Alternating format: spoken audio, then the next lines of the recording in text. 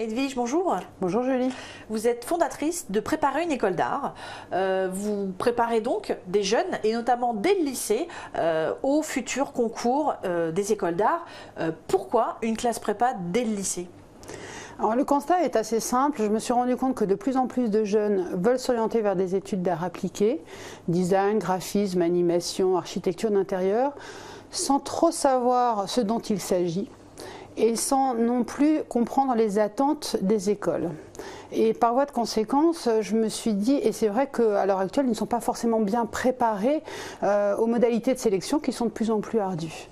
Et donc j'ai décidé de permettre à ces jeunes-là, en leur proposant des cours à partir de la classe de première, de tester leur motivation en traitant des sujets qu'ils auront à traiter en études supérieures, de comprendre que ce n'est pas parce qu'on aime bien dessiner qu'on est prêt à en faire son métier.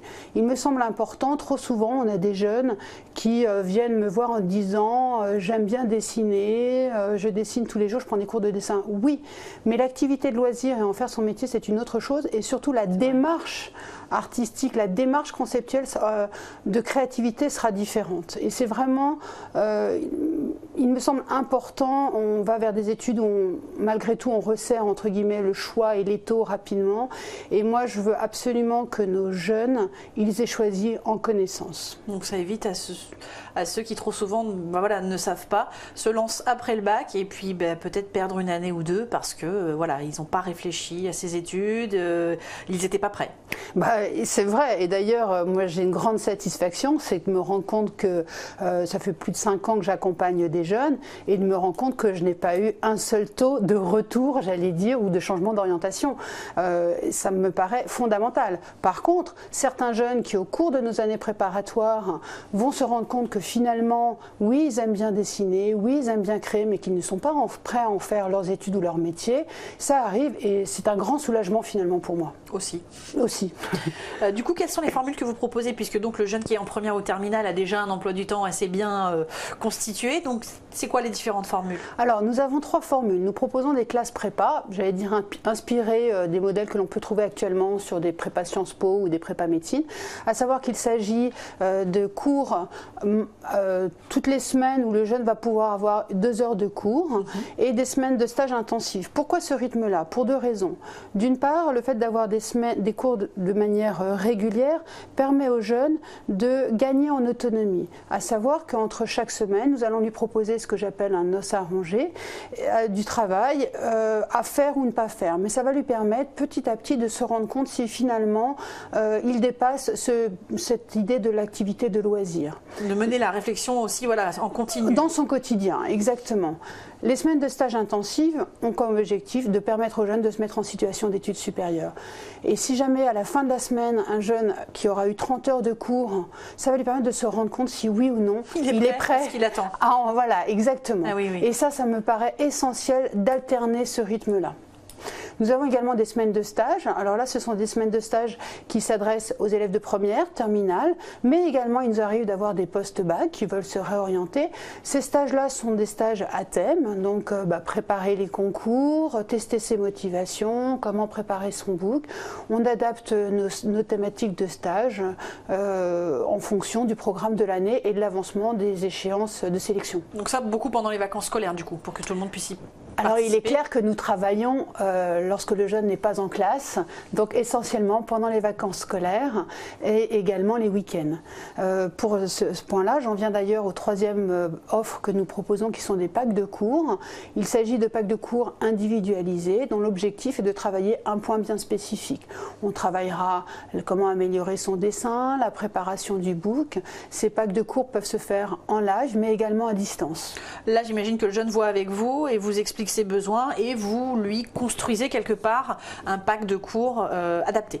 Oui, c'est du sur-mesure. Donc nous avons au préalable un entretien, soit en direct, soit par Skype, ce qui va nous permettre d'identifier la singularité du jeune, comment l'accompagner et ses objectifs. Et ensuite, nous lui donnerons des cours, mais également à chaque fois des projets entre-temps à avancer. Il est clair que simplement 6 cours ne suffiront pas à travailler et à atteindre nos objectifs. Par contre, tout ce travail intermédiaire, j'allais dire, est fondamental pour le jeune. Du coup, quelle est la spécificité de préparer une école d'art, vous, votre établissement? Vous avez des spécificités, lesquelles sont-elles? Alors, j'ai développé la pédagogie de préparer une école d'art. C'est un peu le fruit de toutes mes expériences diverses et variées. J'allais dire le premier axe, c'est just do it. À savoir que ce que l'on souhaite, c'est permettre aux jeunes d'acquérir une certaine audace et d'oser se faire confiance et d'aller au-delà de ses limites. Comment? Soit par un axe de connaissance, mais également d'expérimentation. On va vraiment favoriser cette double entrée d'acquisition des savoirs. La connaissance, bien sûr, il aura des cours de perspective, des cours d'histoire de l'art pour enrichir son savoir-faire et son patrimoine culturel. Voilà, exactement. Mais une grande partie de nos cours seront aussi basés sur l'expérimentation, car je crois que c'est vraiment en faisant que d'une part le jeune pourra mieux connaître sa créativité, mieux avancer dans ses projets. Alors l'expérimentation va se faire en individuel, mais on a aussi du travail en équipe que je trouve toujours très enrichissant pour développer une méthode de travail, apprendre à défendre ses projets, à justifier ses choix. Ils auront aussi des ateliers en extérieur.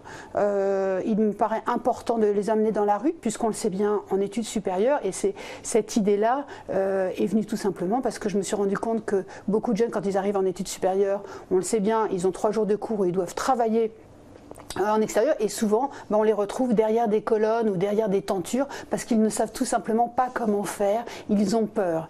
Et ces apprentissages dès la classe de première fait gagner un temps considérable pour la réussite des études supérieures. Et avec tout ça, votre pédagogie parvient quand même à rester individualisée? Oui, je ne peux pas prétendre et vous demander aux jeunes de mettre en avant sa singularité au travers de ses books, au travers des sujets de concours, au travers de sa lettre de motivation et faire du collectif normalisé, j'allais dire. Et à partir du moment où préparer une école d'art est axé sur l'humain et la singularité de chacun, nous devons, et c'est ce que je demande à tous mes enseignants, d'être en mesure d'avoir cette capacité d'écoute et d'adaptation en fonction de chaque être humain que nous aurons en face de nous. Edwige, merci. Avec grand plaisir.